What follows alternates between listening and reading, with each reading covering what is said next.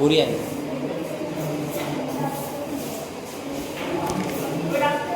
सही है।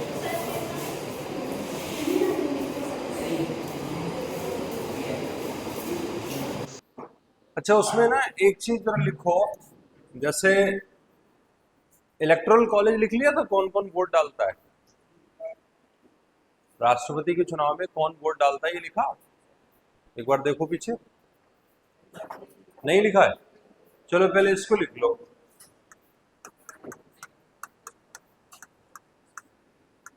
Electoral college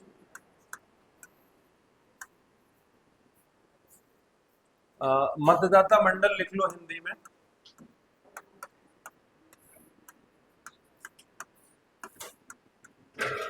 कौन कौन वोट देता है?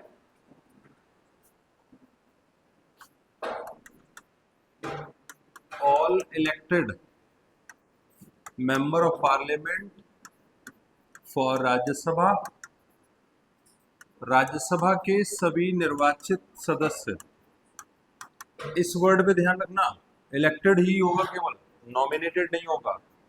क्यों?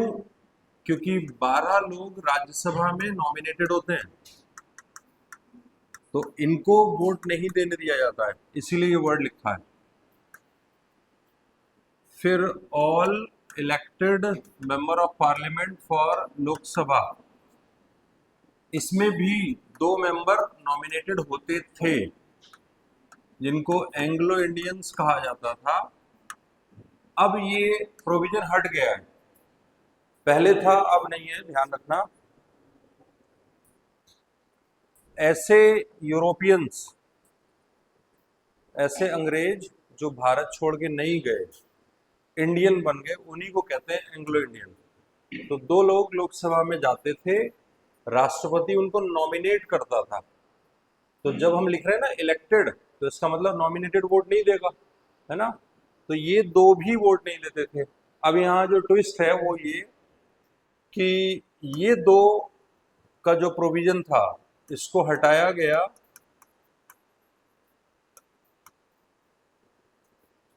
104वें संशोधन से, 104 अमेंडमेंट 2019, इससे हटाया गया।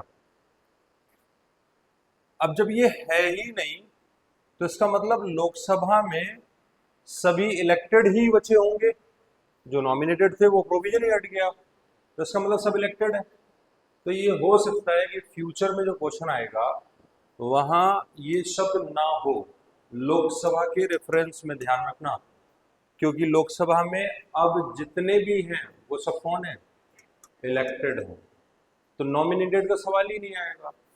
नॉमिनेटेड हटाने के लिए ही तो इलेक्टेड वर्ड लिख रहे हैं कि क्लियर रहे। जब नॉमिनेटेड है ही नहीं तो इलेक्टेड शब्द नहीं भी होगा, कोई बड़ी बात नहीं। तो ऑप्शन पे थोड़ा ध्यान रखना। फिर तीसरा है all elected MLA of all the states plus Delhi plus Puducherry, यानी कि इनके विधायक चुनाव में वोट डालते हैं। तो यहाँ भी इलेक्टेड वर्ड है, ध्यान रखना। यहाँ भी एक एंग्लो इंडियन हो सकता था नॉमिनेटेड, तो वो भी हटा दिया गया है उसी के साथ। ठीक है, तो ध्यान रखना, राष्ट्रपति के चुनाव में सिर्फ इलेक्टेड वोट ही पड़ेंगे, नॉमिनेटेड कोई नहीं डालेगा।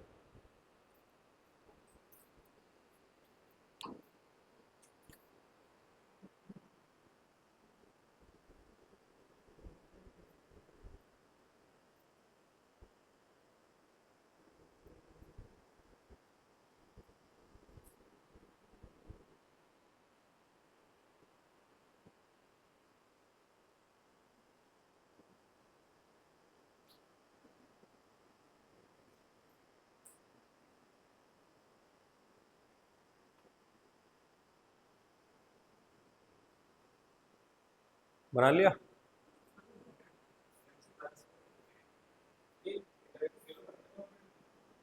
हाँ, इसीलिए तो नहीं, इसीलिए तो वोट नहीं डालने देते हैं। हाँ, तो जिसने नॉमिनेट किया है उसने कम से कम इतनी तो बुद्धि लगाई होगी ना कि जो 12 लोग नॉमिनेट हो रहे हैं ये अपने अपने फील्ड के विद्वान हैं। तो विद्वान की एक नैतिक जिम्मेदारी भी तो होती है कि वो अंधा होके वोट नहीं डालेगा, है ना। उसको फेवर कर सकता है, इसमें कोई डाउट नहीं है, लेकिन एक और भी बात है कि राज्यसभा को बहुत ज्यादा पावर है नहीं लोकसभा के मुकाबले। तो सरकार सारा खेल लोकसभा में खेलती है, तो राज्यसभा में बहुत ज्यादा कुछ उसको करना भी नहीं होता। इसीलिए देखो लोकसभा में नॉमिनेट नहीं करवा सकती, राज्यसभा में करवा सकती। उनको वोट नहीं देने देते। नहीं, वो इसलिए वोट नहीं देने देते क्योंकि केवल कुछ ही राज्य हैं जहां एमएलसी होते हैं, तो बाकी राज्यों के साथ भेदभाव नहीं हो जाएगा। अगर उनको वोट देने दे तो उनकी वैल्यू बढ़ जाएगी। तो चाहो तो वहां ना नोट करके लिख लो कि एमएलसी वोट नहीं देते हैं, नॉमिनेटेड, मनोनीत, नॉमिनेटेड के लिए मनोनीत शब्द आता है, मनोनीत एमपी या एमएलए ये भी वोट नहीं देते हैं। बिल्कुल क्लियर रहना इस बारे में।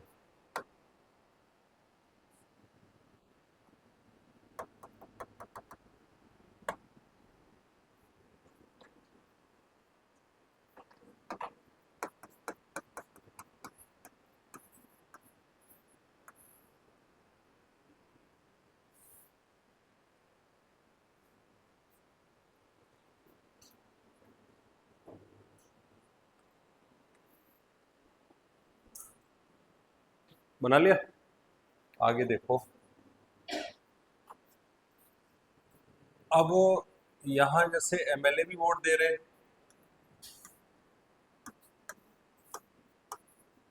विधायक भी वोट देता है और सांसद भी वोट देता है। तो एक विधायक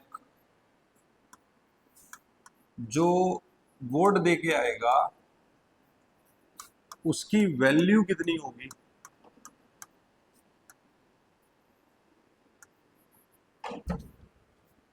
तो ध्यान रखना, उस राज्य की टोटल आबादी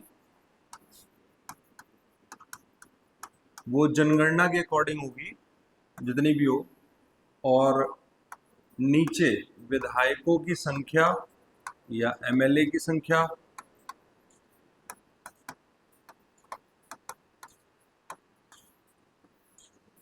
जैसे देखो यहाँ उत्तर प्रदेश का एग्जाम्पल लें तो मान लेते हैं 20 करोड़ आबादी है, तो 20 crore divided by total UP के एमएलए 403 है। तो अगर 403 से 20 करोड़ को डिवाइड करोगे तो बहुत बड़ा डिजिट आएगा। आएगा, इतना लंबा डिजिट लिखने की जरूरत नहीं है। उससे अच्छा ये है कि इसको 1000 से डिवाइड कर दो, डिजिट छोटा हो जाएगा। तो ध्यान रखना, एक एमएलए की वोट की वैल्यू ऐसे निकलती है। ठीक है, अब देखो ध्यान से, सिक्किम की जितनी आबादी होगी उसको विधायकों की संख्या से डिवाइड कर दिया, फिर 1000 से भी डिवाइड कर दिया, तो एक छोटी सी संख्या आएगी। ऐसी उत्तर प्रदेश का बहुत आबादी है तो विधायक भी तो बहुत हैं, प्लस 1000 से और डिवाइड कर रहे हो तो छोटी संख्या हो जाएगी, है ना। तो ये एक तरीका है कि कम से कम उसके करीब पहुंच जाएं कि सभी राज्यों में विधायकों की वैल्यू एक जैसी हो जाए, उसके करीब हो जाए। 100% नहीं हो पाएगा लेकिन करीब तो हो सकते हैं, तो ये तरीका अपनाया जाता है। ठीक है, बनाओ।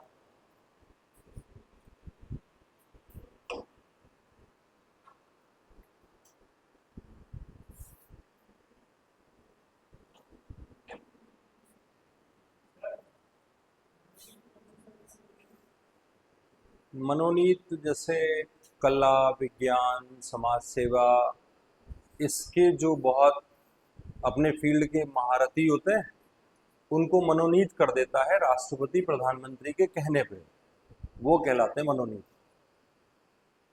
मनोनीत का मतलब होता है जिसका मन से चयन कर लिया गया हो।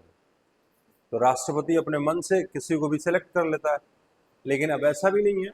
उसके पीछे एक बाकायदा रिसर्च होती है कि कौन बनाए जाने लायक है। बना लिया? अब लिखो एक सांसद के वोट की वैल्यू।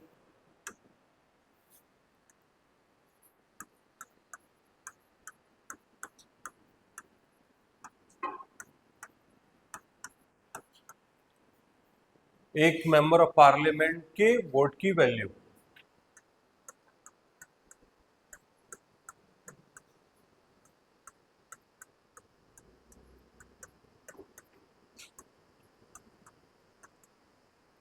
तो जैसे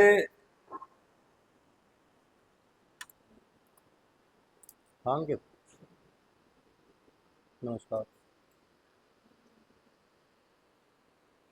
हाँ, तो रुको, मैं अभी अभी अभी थोड़ी देर में कॉल बैक करता हूँ क्लास के बाद। ठीक है, देखो टोटल वोट वैल्यू सारे राज्यों की निकाल ली, यूपी बिहार वगैरह सबकी, कि टोटल इतनी हो गई। ठीक है, उसके डिवाइड में लिखो टोटल लोकसभा और राज्यसभा के एमपी। तो एक मेंबर ऑफ पार्लियामेंट की वोट वैल्यू आ जाएगी।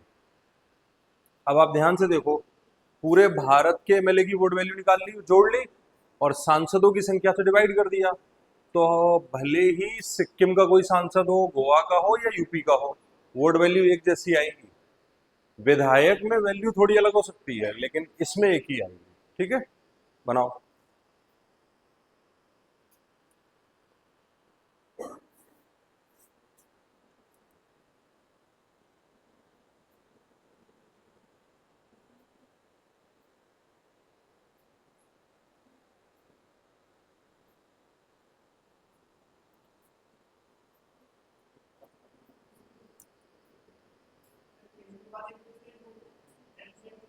यही तो है, अभी लिखा तो है आपने, all elected MP of Lok Sabha, all elected MP of Rajya Sabha लिखा है। बना लिया?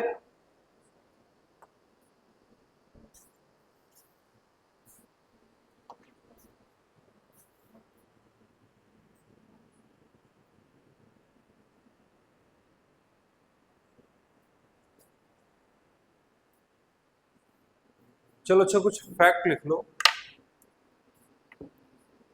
राष्ट्रपति से संबंधित।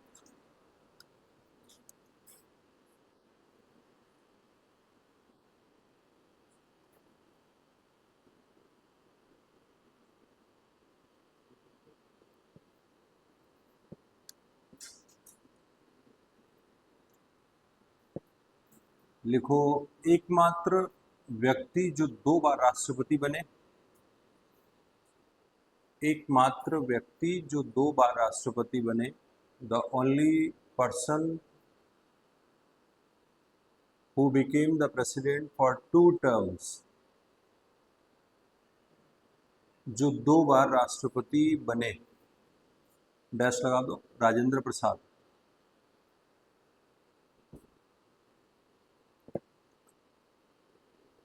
आगे लिखो पहले मुस्लिम राष्ट्रपति डॉक्टर जाकिर हुसैन,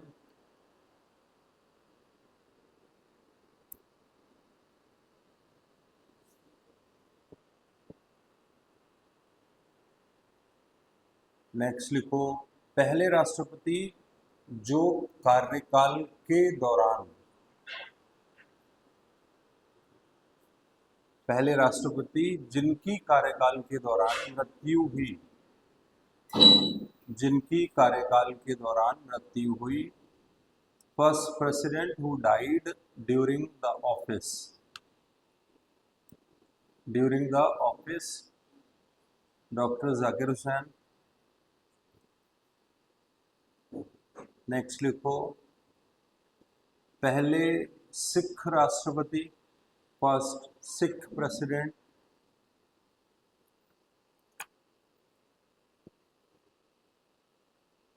ज्ञानी जैल सिंह,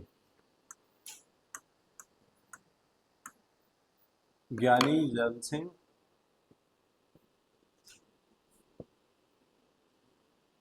नेक्स्ट लिखो, फर्स्ट शेड्यूल्ड कास्ट प्रेसिडेंट, पहले अनुसूचित जाति के राष्ट्रपति। First scheduled caste president,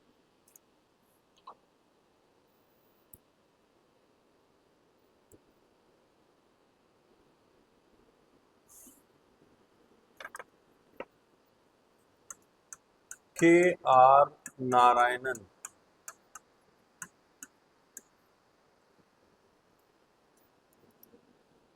KR Narayanan.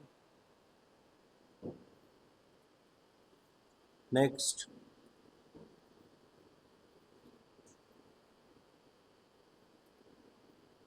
पहले शेड्यूल्ड ट्राइब अनुसूचित जनजाति राष्ट्रपति। शेड्यूल्ड ट्राइब्स प्रेसिडेंट, पहले अनुसूचित जनजाति राष्ट्रपति द्रौपदी मुर्मू। द्रौपदी मुर्मू।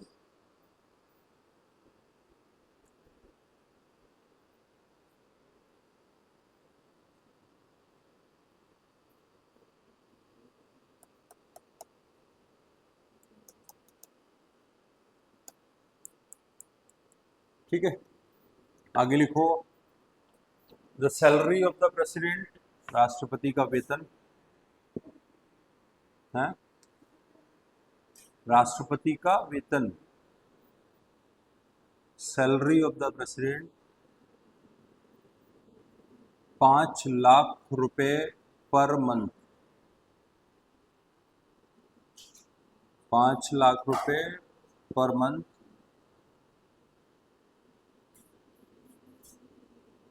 नेक्स्ट लिखो, राष्ट्रपति का कार्यकाल, the tenure of the president, राष्ट्रपति का कार्यकाल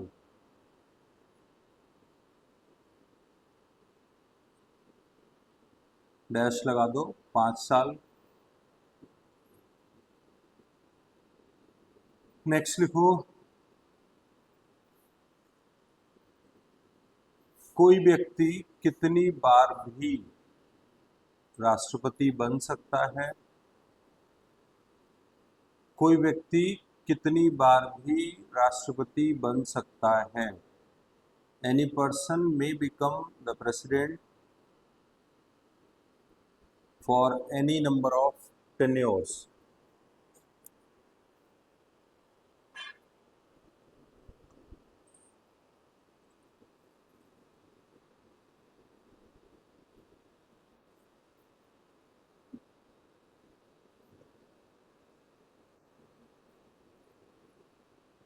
ठीक है, आगे लिखो, राष्ट्रपति को शपथ, the oath to the president, राष्ट्रपति को शपथ, the oath to the president dash लगा दो, भारत का मुख्य न्यायाधीश दिलाता है, is administered by the chief justice of India.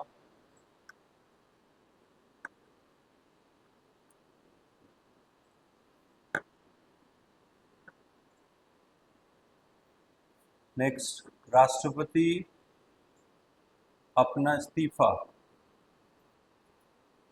उपराष्ट्रपति को सौंप सकता है। The president may give resignation to the vice president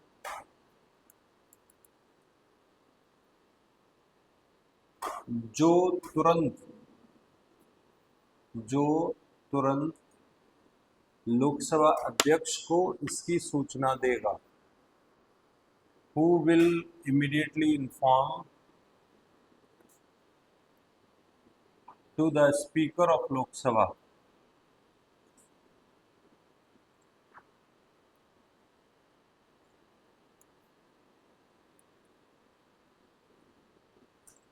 देखो, ये पता क्यों लिखा गया होगा? 1950 में 1946 से संविधान की शुरुआत हो रही है लिखने की,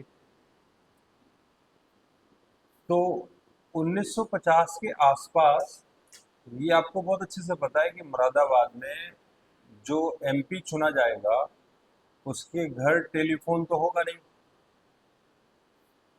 ये कल्पनाओं से परे है कि 1950 के आसपास शायद प्रधानमंत्री या गृह मंत्री ऐसे कुछ लोगों को छोड़ के शायद ही किसी के यहाँ टेलीफोन होता हो।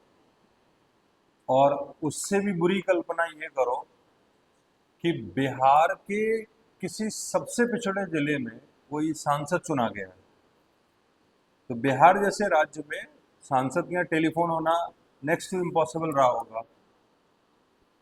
मोबाइल तो अब आया है ना, टीवी एज सच नहीं था 1950 में कि पता चला सबके घर टीवी है, या सांसद के घर में भी टीवी रखा हुआ है। बहुत अमीर लोग जो होते थे उस टाइम, उन्हीं के घर लाखों करोड़ों में एक आध कोई ऐसा होता था पूरे एरिया में जिसके यहाँ टेलीफोन है या टीवी है।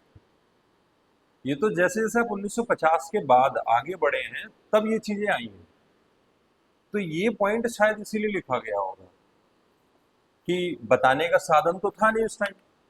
तो भाई लोकसभा में जो मेंबर हैं, प्रधानमंत्री ने वहीं से अपने आप को सेलेक्ट करवाया है, प्रधानमंत्री बना है लोकसभा से। तो लोकसभा में जो सरकार चल रही है या जो सरकार बनी है, उसके सदस्यों को पता चल जाए कि राष्ट्रपति ने इस्तीफा दे दिया है, तो उस टाइम डाक से भेजा जाता होगा, पोस्ट आती होगी। तो शायद ये प्रोविजन इसीलिए लिखा गया होगा, या इसमें हो सकता है फॉर्मेलिटी हो कि भाई लोकसभा को पता होना चाहिए।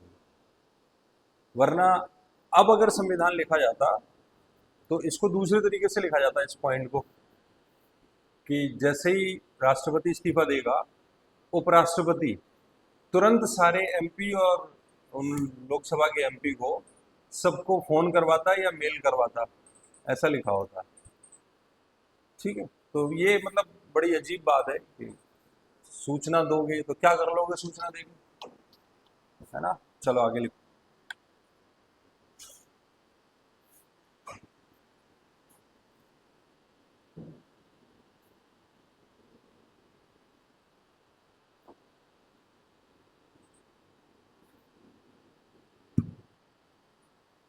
एक लास्ट पॉइंट और लिख लो।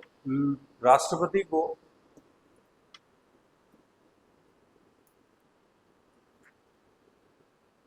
संसद के द्वारा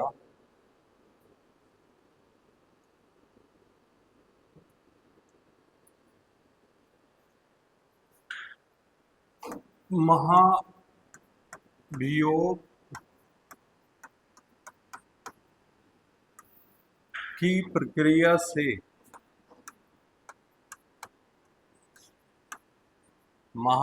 प्रक्रिया से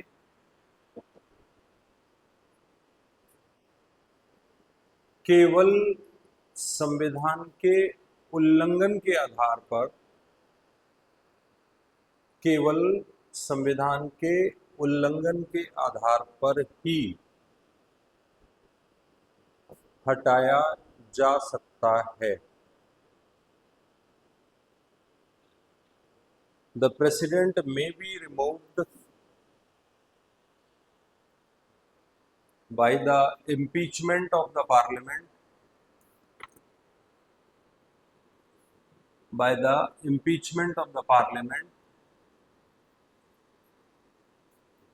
only on the basis of the violation of the constitution। केवल यही आधार है, कोई दूसरा आधार नहीं है राष्ट्रपति को हटाने का कि संविधान का उल्लंघन किया हो, बस। जैसे सुप्रीम कोर्ट के जज को हटाना है तो उसको अक्षमता के आधार पे या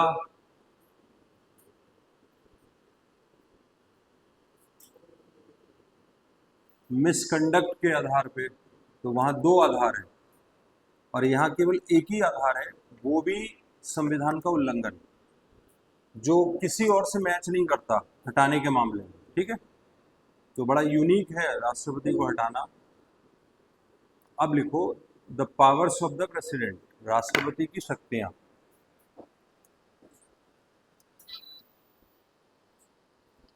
राष्ट्रपति की शक्तियां, the powers of the president.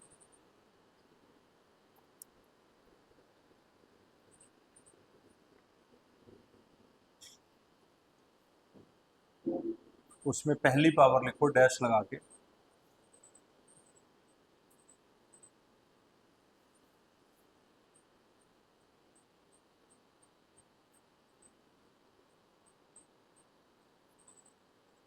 क्षमादान की शक्ति, पार्डनिंग पावर।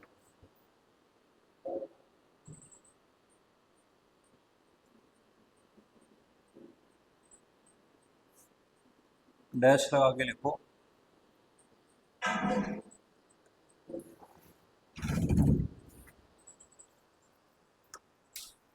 राष्ट्रपति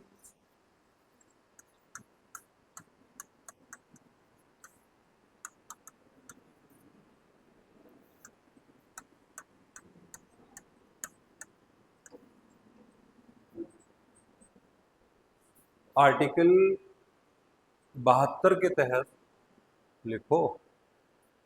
राष्ट्रपति आर्टिकल 72 के तहत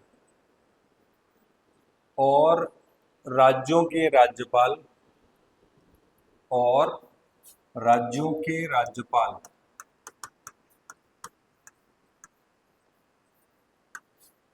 आर्टिकल 161 के तहत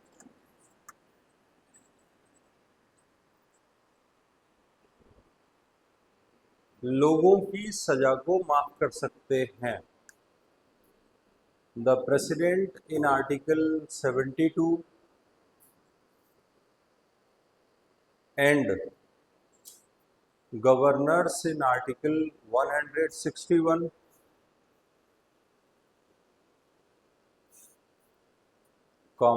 may pardon the punishments, may pardon the punishments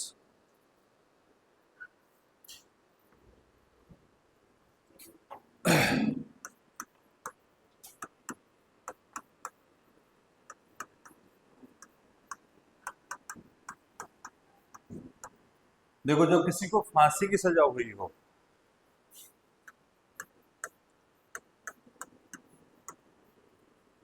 तो डेथ पेनल्टी किसी की माफ करने की पावर केवल राष्ट्रपति को है, गवर्नर को नहीं है। ठीक है। फिर अगर किसी फौजी को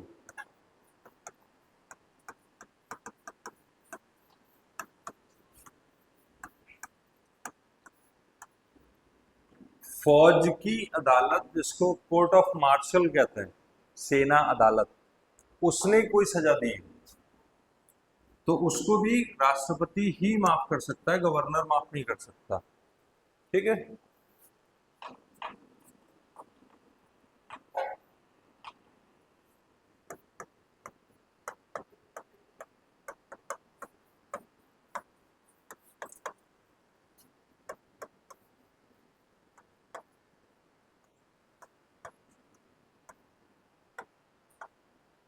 अगर केंद्र के या संसद के किसी कानून में सजा है तो केवल राष्ट्रपति माफ करेगा, गवर्नर माफ नहीं करेगा। फिर कोई भी सजा जो किसी राज्य के कानून में है उसको माफ करने की पावर राष्ट्रपति को नहीं है, केवल गवर्नर को है। ठीक है। ये दोनों बातें लॉजिक पे हैं, सेंटर और राज्य वाली। इस पे ध्यान रखना, क्योंकि सारी फौज राष्ट्रपति के लीडरशिप में रहती है, तो इनकी सजा इस लॉजिक के आधार पर वही माफ कर सकता है। अब इसमें जो राज्य के कानून में अगर किसी को फांसी की सजा हुई है तो फांसी आप पहले ही लिख चुके हो, कौन माफ कर सकता है? केवल राष्ट्रपति, भले ही वो फांसी की सजा राज्य के कानून में हो। तो जब आप पहले ही लिख चुके हो कि इसको सिर्फ यही माफ कर सकता है, तो फिर कहीं भी हो, तो अगर राज्य के किसी कानून में, जैसे उत्तर प्रदेश के किसी कानून में लिखा है कि इस क्राइम के करने पे केवल फांसी ही होगी और किसी को हो गई, तो वो एप्लीकेशन गवर्नर के पास नहीं लगेगी कि हमें फांसी की सजा से आजादी दे दो, बल्कि वो राष्ट्रपति के पास एप्लीकेशन जाएगी। ठीक है, भले ही राज्य के कानून में है, लेकिन फांसी के अलावा अगर कोई और सजा माफ करवानी है तो गवर्नर के पास जा सकते हैं। ठीक है, बनाओ उसको।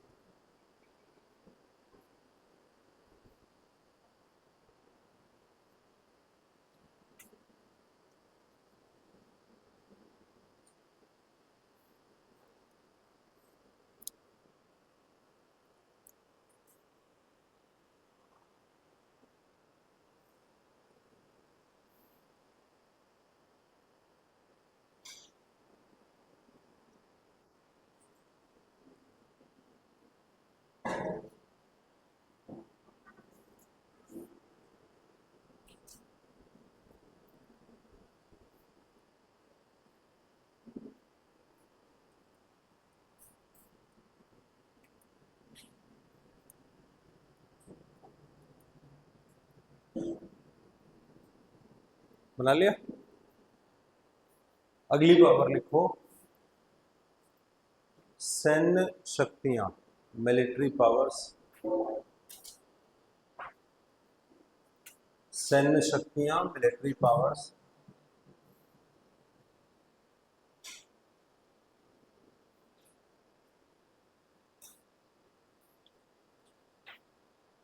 लिखो राष्ट्रपति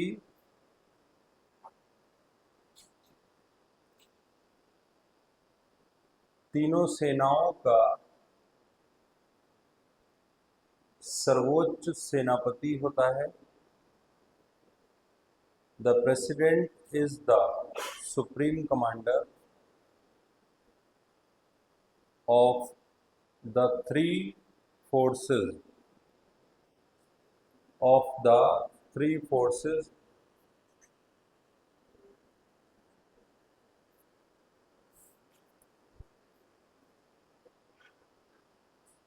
ठीक है, देखो ये इशारा करता है, ये पॉइंट इस तरफ इशारा कर रहा है कि जब भी आर्मी, नेवी, एयरफोर्स युद्ध की तैयारी कर रही होंगी तो उनको जो कमांड आएगी, ऑर्डर आएगा, वो किससे आएगा? राष्ट्रपति से आएगा। भले ही फैसला प्रधानमंत्री ने लिया, लेकिन आदेश जो आएगा फॉर्मल, वो राष्ट्रपति देगा। जैसे पाकिस्तान से 2 बार जंग हुई है, एक बार चीन से हुई है, तो इन कंडीशंस में प्रेसिडेंट अथॉरिटी देता है। आर्मी हेड, नेवी हेड और एयरफोर्स तीनों के हेड को बुला के और बाकायदा फॉर्मल ऑर्डर देता है, ये लो जाओ लंका लगा दो। ठीक है, ये लंका लगा दो क्यों बना होगा? अच्छा, हनुमान जी ने लंका लगा दी थी, लंका में आग लगा दी थी ना, इसीलिए बना होगा। अच्छा, इसकी जगह श्रीलंका वाले क्या बोलते होंगे? वो भी तो ऐसा कुछ बोलते होंगे ना अपनी भाषा में, अरे यार तूने मेरी लंका लगा दी, जैसे हम बोलते हैं, तो वो क्या बोलते होंगे?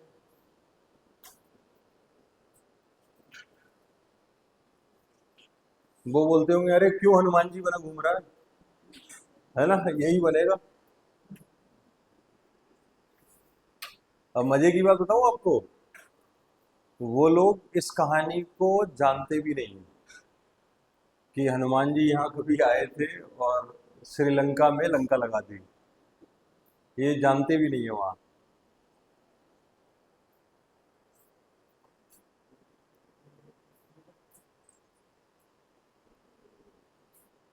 अब धार्मिक मान्यताएं हैं तो हमारे यहाँ है कि ऐसा हुआ, उनके यहाँ कुछ और होगा। किसी दिन चलेंगे, वहां पूछेंगे भाई हमने तो लंका लगाई थी, तुम क्या करते हो ये बताओ। चलो अगला पॉइंट लिखो।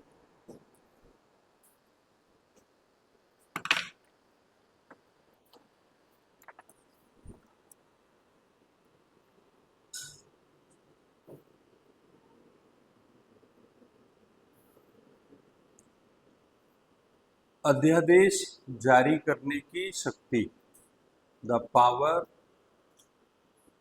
To promulgate ordinance. Promulgate, issue लिख लो, इशू करना। अध्यादेश जारी करने की शक्ति, अध्यादेश जारी करने की शक्ति।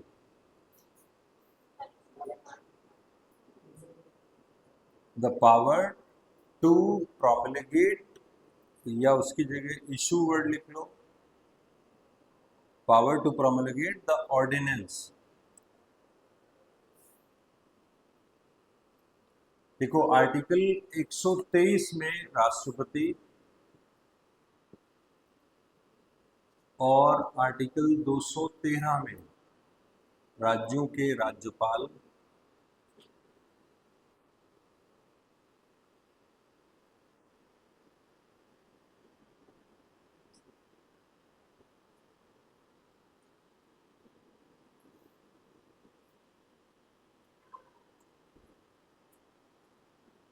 संसद या राज्य विधायिका,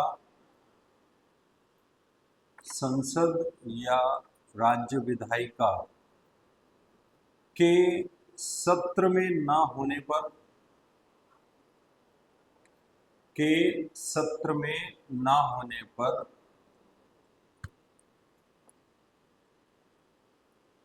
अध्यादेश जारी कर सकते हैं। The president in article 123 and the governors in article 213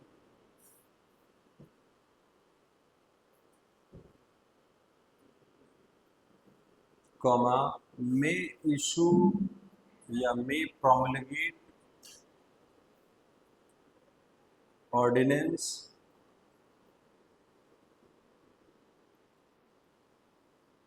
if the parliament or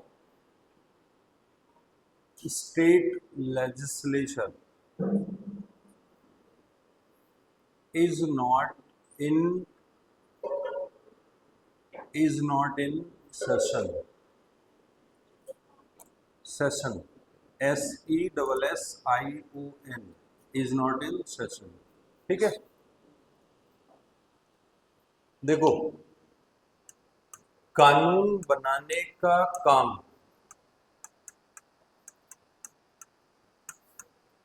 किसका है? संसद का। केंद्र में संसद का है और राज्यों में विधायिकाओं का है ना। सपोज करो संसद छुट्टी पे है, सेशन में नहीं है, सत्र में नहीं है, और देश को अचानक कानून की जरूरत है, तो कौन बनाएगा? भाई इमरजेंसी में रिक्वायरमेंट है कि we are suffering from this thing and we require certain law for a particular purpose, तो उस कंडीशन में क्या होगा? संसद से छुट्टी पे है, तो उसी कंडीशन के लिए एक प्रोविजन है कि कानून बनवा सकते हैं। लेकिन अगर ये सत्र में नहीं है तो उसके कानून बनाने की कुछ शर्तें होंगी। अगर सेशन में नहीं है पार्लियामेंट तो शर्त ये है कि ऐसा कोई भी कानून, क्योंकि ऐसा कोई भी लॉ जो पार्लियामेंट बनाती है वो परमानेंट पावर है। उसने एक बार लॉ बना दिया तो वो तभी खत्म होगा जब नेक्स्ट टाइम वो उसको विड्रॉ करती है, यही रूल है। तो ये तो परमानेंट पावर है। यहां इशू ये उठा कि अचानक कानून बनाना है और पार्लियामेंट है नहीं, तो शर्त ये होगी वो कानून कैसा होगा, टेम्परेरी होगा, क्योंकि वो आपको पावर थोड़ी है। फिलहाल आपको कह दिया गया कि भैया बहुत जरूरत हो तो बना लेना, तो ये टेम्परेरी पावर है। यही वजह है कि इसकी वैलिडिटी अनलिमिटेड नहीं होती कानून की तरह। भले ही पावर सेम होती है, लॉ का फोर्स वही होता है, लेकिन वैलिडिटी केवल 6 सप्ताह रखी गई है। और ये 6 सप्ताह वो हैं जब हाउस दोबारा बैठेगा, संसद आ जाएगी, तो आपको उसके सामने रखना पड़ेगा कि भैया हमने एक टेम्परेरी कानून बनाया था, देश को जरूरत थी, अब इसको देख लो, कंटिन्यू करना है या खत्म करना।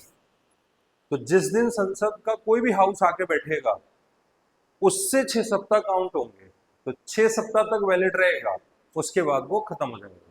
अगर संसद उसको अप्रूव नहीं करती है तो ठीक है, बना लो।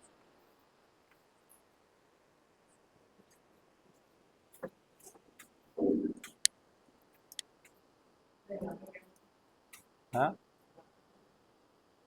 एग्जाम्पल तो बहुत हैं।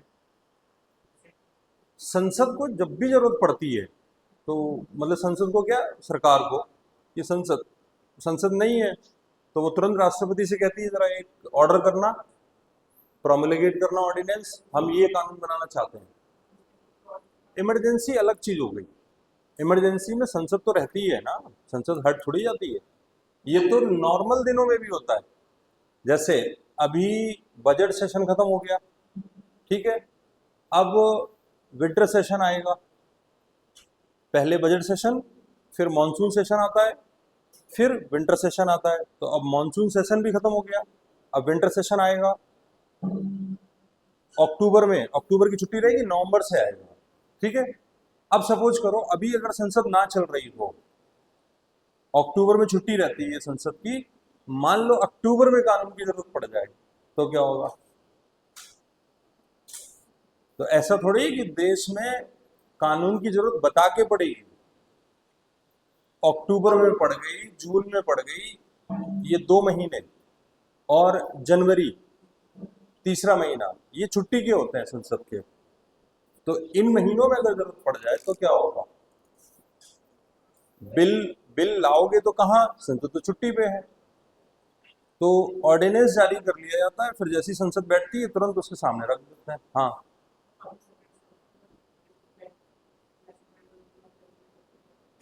समझा नहीं, दोबारा बोलो।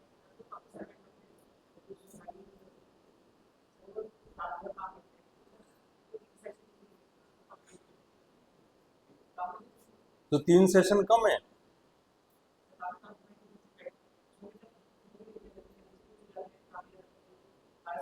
नहीं, तो संसद का काम ही डिस्प्यूट को रेज करना।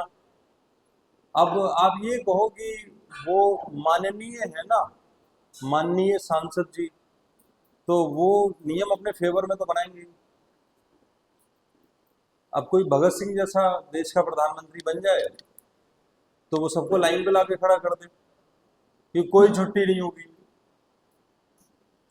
24 घंटे में से तुम 12 घंटे संसद में दिखाई दोगे,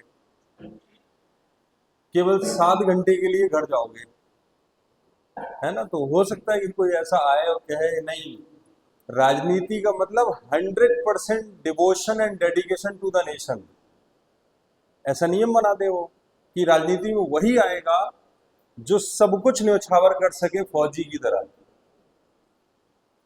तो फिर सच में वैसे ही लोग आने लगेंगे, भगत सिंह जैसे। तो फिर नियम बन सकता है जैसा आप चाह रहे हैं कि जब पब्लिक सर्वेंट इतना करता है।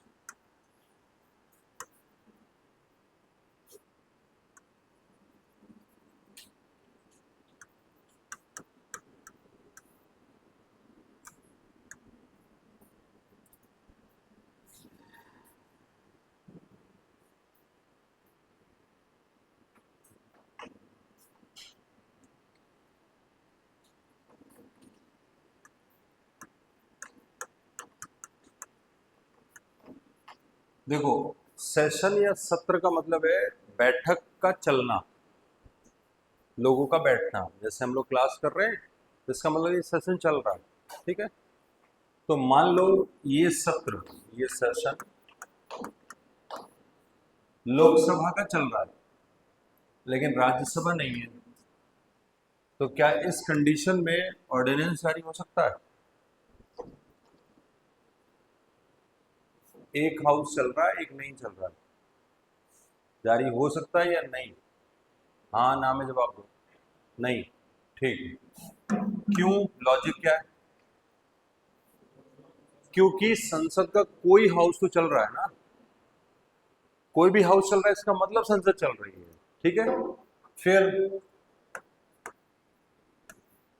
ये नहीं चल रहा है, ये चल रहा है, अब बताओ। ठीक है, ये भी चल रहा है, ये भी चल रहा है, अब तो बिल्कुल नहीं, है ना। ये भी नहीं चल रहा, ये भी नहीं चल रहा, तब केवल यही कंडीशन है जो ऑर्डिनेंस इशू करने के बारे में बताती है। लेकिन यूपीएससी जब ऑप्शन बनाता है तो वो ऐसे ही बनाता है, राज्यसभा चल रही है और कहीं छोटा सा लिख देगा लोकसभा नहीं, वो बहुत लंबा लिखा, राज्यसभा चल रही है और फिर लिखेगा, लेकिन लोकसभा नहीं। जल्दी पढ़ के निकल जाओ और फिर आगे जाके गोली खा लो। यही करते हैं यूपीएससी, ऐसे ही बनाता है, तो ध्यान रखना इस बात को। बनाओ।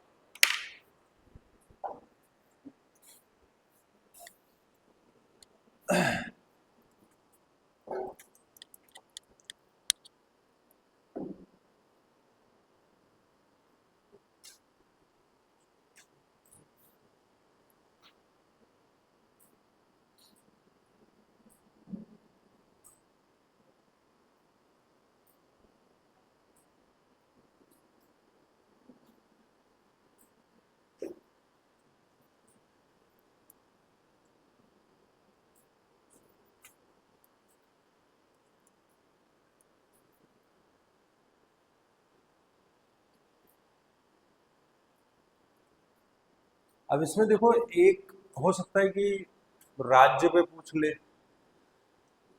तो ध्यान रखना, अगर राज्य में विधानसभा और विधान परिषद, लेजिस्लेटिव असेंबली और लेजिस्लेटिव काउंसिल, अगर किसी राज्य में दोनों हैं तो यही नियम होगा। लेकिन लगभग सभी राज्यों में, 5 को छोड़ के, केवल एक ही हाउस है, विधानसभा, विधान परिषद नहीं है। बिहार, उत्तर प्रदेश, महाराष्ट्र, कर्नाटक, आंध्र प्रदेश और तेलंगाना, ये 6 राज्य हैं जहां विधान परिषद और विधानसभा दोनों हैं। बाकी 22 राज्यों में केवल विधानसभा है। तो जहां दोनों हाउस हैं वहां यही नियम लागू होगा, जहां एक ही है उस पर कौन सा लागू होगा? सिर्फ 2 बातें, चल रहा है तो अध्यादेश जारी नहीं होगा, नहीं चल रहा तो होगा। ये कॉमन सेंस की बात है, लिखने की जरूरत नहीं है, ठीक है। आगे लिखो अगली पावर।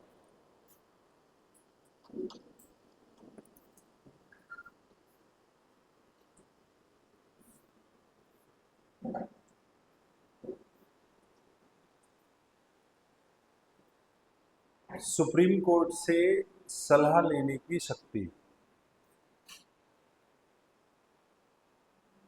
Advisory power.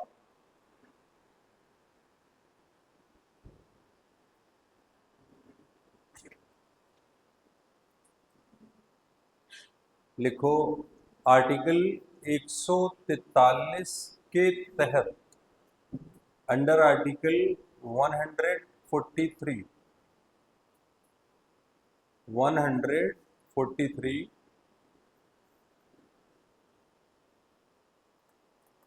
कॉमा, राष्ट्रपति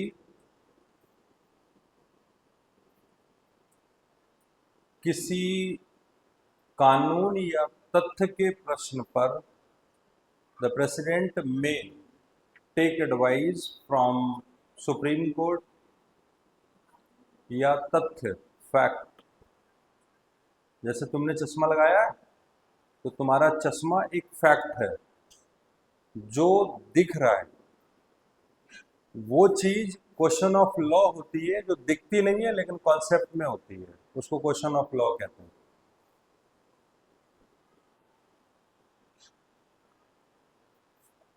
राष्ट्रपति किसी कानून या तथ्य के प्रश्न पर सुप्रीम कोर्ट से सलाह ले सकता है। May take advice from supreme Court on any question of law और fact, on any question of law और फैक्ट।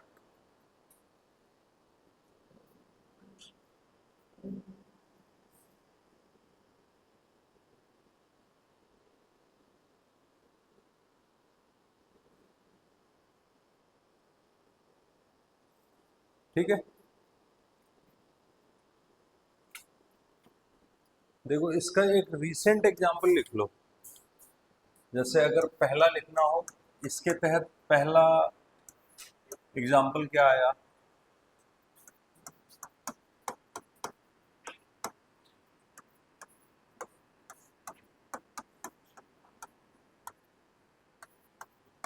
पहला केस ये था, दिल्ली के लिए कुछ कानून बनाने थे पार्लियामेंट को।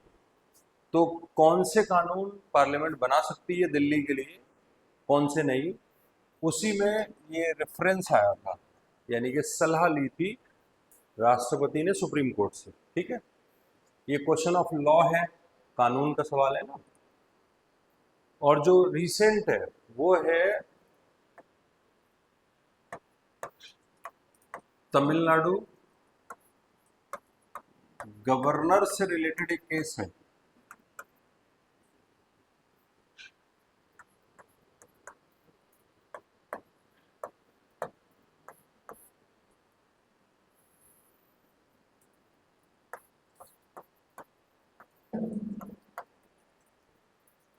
ये 2025 में अभी चल रहा है। अभी सुप्रीम कोर्ट में इस पर बहस चल रही है कि मतलब तमिलनाडु सरकार ने क्या किया था, कुछ विधेयक पास किए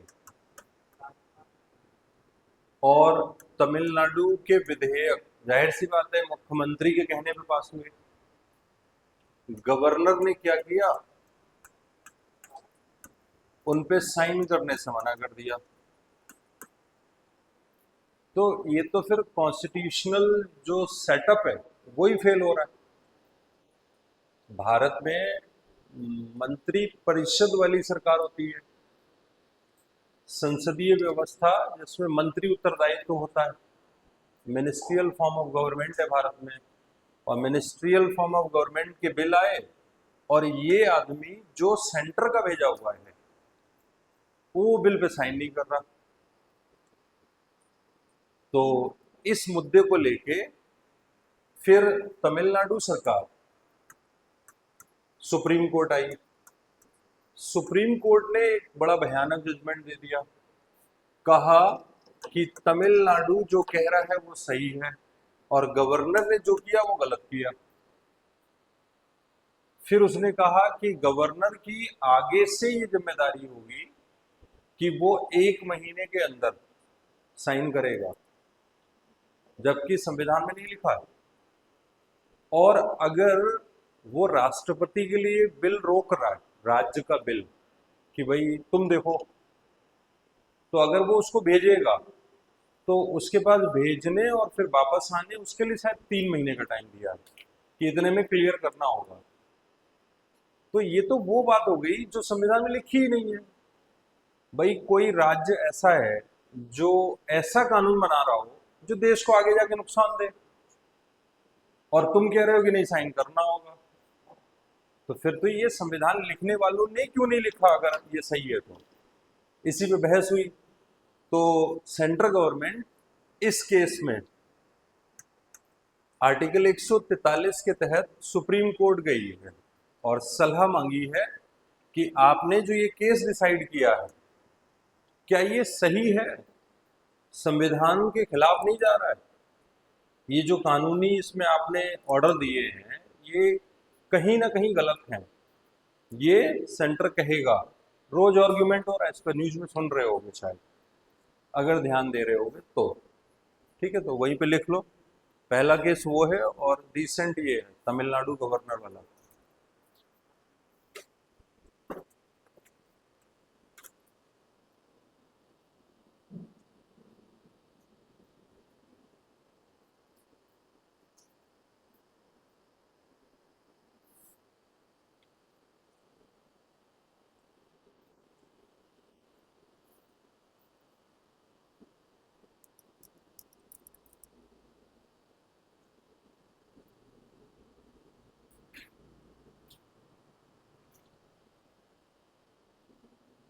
बना लिया।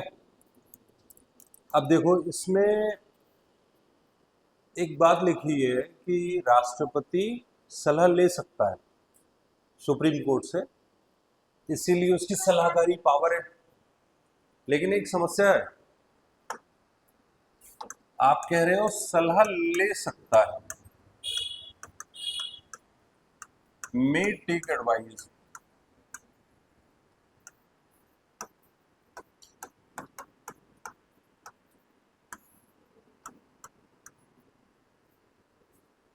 जब ये सलाह ले सकता है राष्ट्रपति, तो सुप्रीम कोर्ट क्या करेगा? इसके लिए क्या शब्द लिखे जाएं? ऐसे ही शब्द लिखे जाएं या कुछ और? जैसे सलाह दे सकता है, मे टेक गिव एडवाइस, ऐसा लिखें या कुछ ऐसा लिख दें, देगा? दोनों में से क्या लग रहा है? इसको इसको मद्देनजर रखते हुए बोलना। देगा देगा देगा देगा, कौन बोला? तुमने बोला। मारूंगा मारूंगा बहुत, ये नहीं हो सकता। क्यों? कारण है, लॉजिक है। जब आप कह रहे हो सलाह ले सकता है, तो फिर आप सुप्रीम कोर्ट से ऊपर थोड़े ही जा सकते हो। फिर तो ये हो गया राष्ट्रपति ने ऑर्डर किया सलाह दे, वरना बहुत मारूंगा। इसका सेंस ये हो जाएगा अगर ये है तो। इसीलिए ध्यान रखना, अगर ये सलाह ले सकता है तो ये सलाह दे सकता है, और दे सकता है इसमें ये बात शामिल है कि मना कर सकता है। ठीक है। अब अगर ये मना कर सकता है, सपोज करो इसने सलाह ली, ये मान गया, इसने कहा आई लव यू, तो उधर से जवाब आया लव यू टू, मतलब सलाह दे दी। इसने अगर सलाह दी, सपोज करो, तो फिर अगला सवाल ये, क्या राष्ट्रपति मानने के लिए बाध्य है?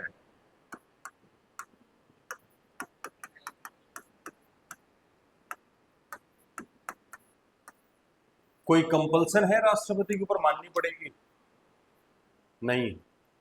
ध्यान रखना, सबको फ्री छोड़ा गया। सलाह ले सकते हो तो वो दे सकता है, उसने दे दी सलाह, आप मान सकते हो, खारिज भी कर सकते हो। लेकिन ध्यान रखना, सुप्रीम कोर्ट अगर सलाह दे रहा है तो आपको उसको इंसल्ट नहीं करना है। अगर आपने ही सलाह मांगी तो उस पर कुछ करना है, इसीलिए तो मांगी होगी।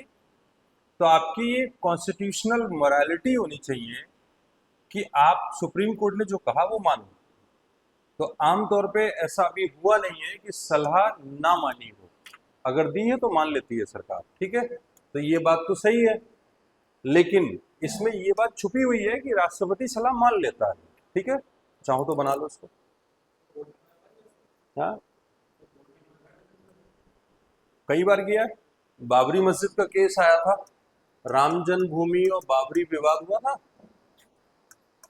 इस केस में सुप्रीम कोर्ट ने सलाह देने से मना कर दिया था, कहा था ये पॉलिटिकल क्वेश्चन है और सारा हमारे ऊपर बवाल हो जाएगा, मना कर दिया था।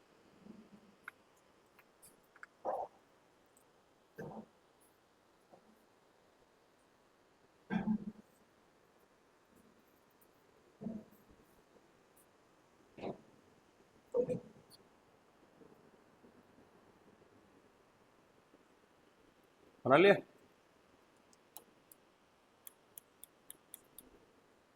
चलो आगे लिखो। अच्छा एक बात और ध्यान रखना, ऐसी कोई भी पावर राज्यों के गवर्नर्स को नहीं होती है। राष्ट्रपति सुप्रीम कोर्ट से जो सलाह ले रहा है ना, ऐसी पैरेलल पावर गवर्नर्स को नहीं है। लिख लो वहां पे, ऐसी सलाहकारी कोई शक्ति राज्यपालों को नहीं होती है। Such advisory powers have not been given to the governors.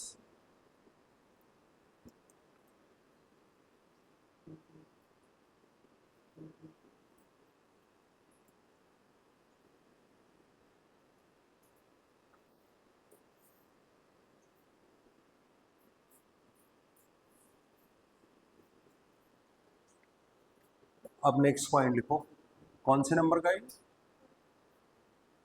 4। Next लिखो, विधायी शक्तियां, लेजिस्लेटिव पावर्स। विधायी शक्तियां, लेजिस्लेटिव पावर्स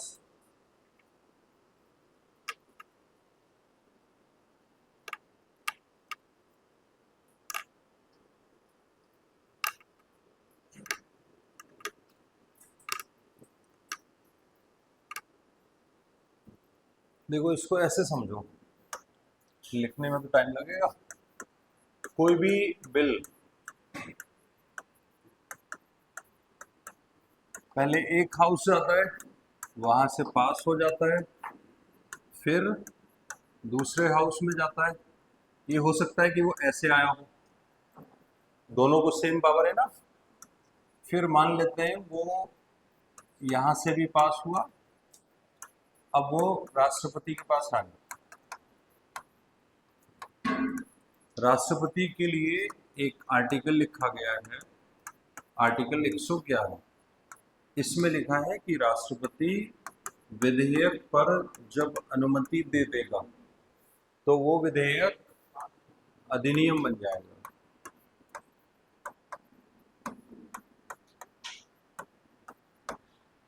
कितनी बड़ी पावर है कानून बनाने की कि राष्ट्रपति साइन नहीं करेगा तो कानून नहीं बनेगा। यही है विधायी शक्ति। पहले इसको बना लो, फिर बताता हूं इसमें ट्विस्ट कहां पे है। हाँ पूछो।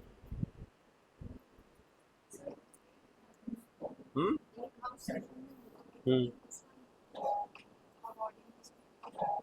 क्योंकि वो बिल तो अभी डिस्कस कर सकता है ना, बिल वहां ले आओ। मतलब नहीं समझे आप? जैसे बिल पहले एक हाउस में आता है, फिर दूसरे में जाता है, तो एक हाउस तो बैठा हुआ है, लेके आओ ना। क्या?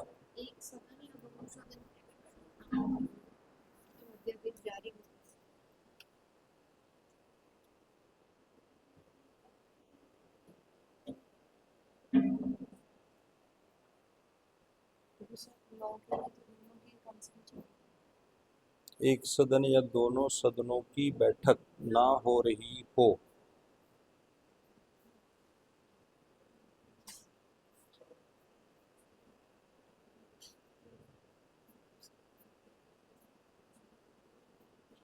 एक सदन या दोनों से, चलो रुको मैं इसे देख लेता हूँ।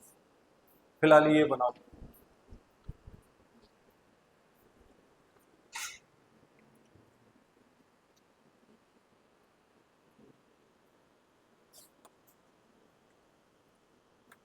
बना लिया। अब देखो यहां पे एक आर्टिकल 111 में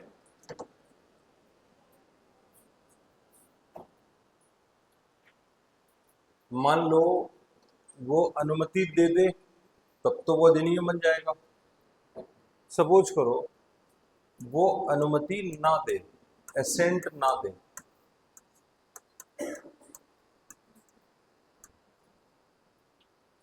ठीक है। तो अगर लिखा है कि अनुमति देगा तो ये विधायी पावर है। अनुमति नहीं देगा तो इसकी कई कंडीशन हो सकती हैं।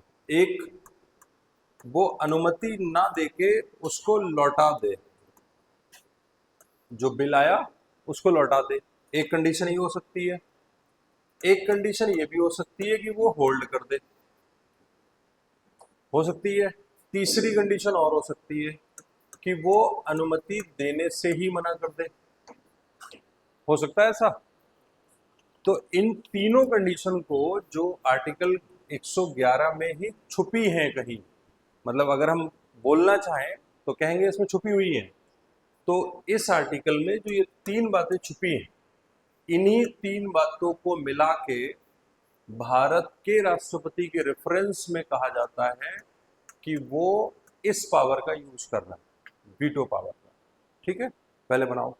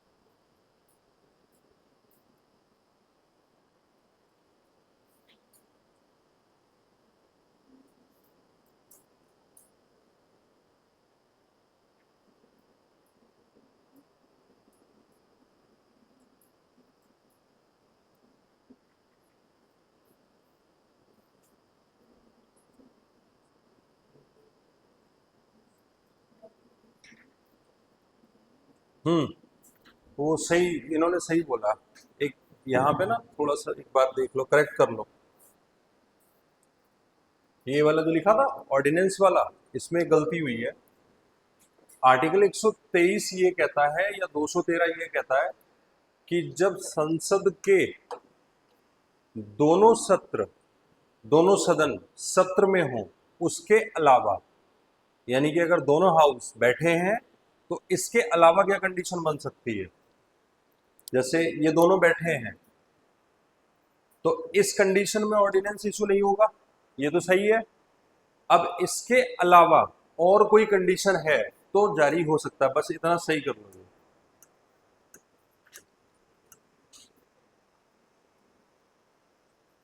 ठीक है, बस ये दो टिक सही कर लो। मतलब एक एक लाइन में ऐसे समझो, दोनों हैं तो इशू नहीं होगा, और इसके अलावा जितनी कंडीशन है सब में होगा।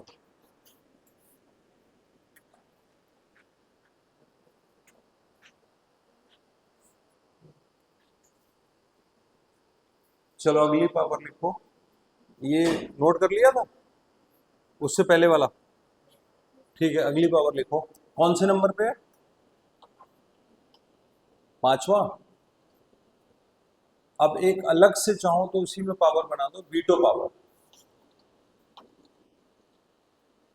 विधायी शक्ति लिख रहे थे ना, तो उसी में लिख दो वीटो पावर।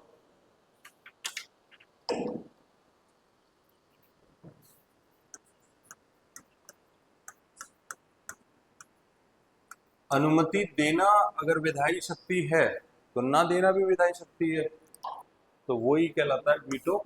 इसको हिंदी में कहते हैं निषेध, ऐसा कुछ, निषेधाज्ञा, पता नहीं ऐसे कुछ कहते हैं शायद। देखो, भारत में तीन तरीके के वीटो का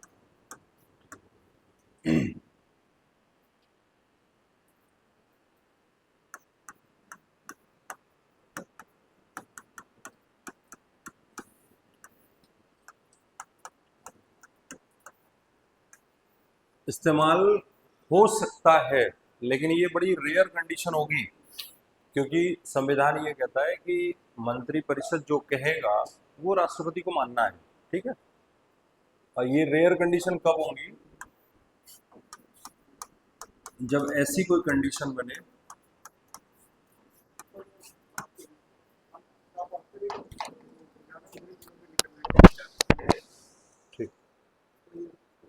बंद कर दो, तो निकाल लीजिए।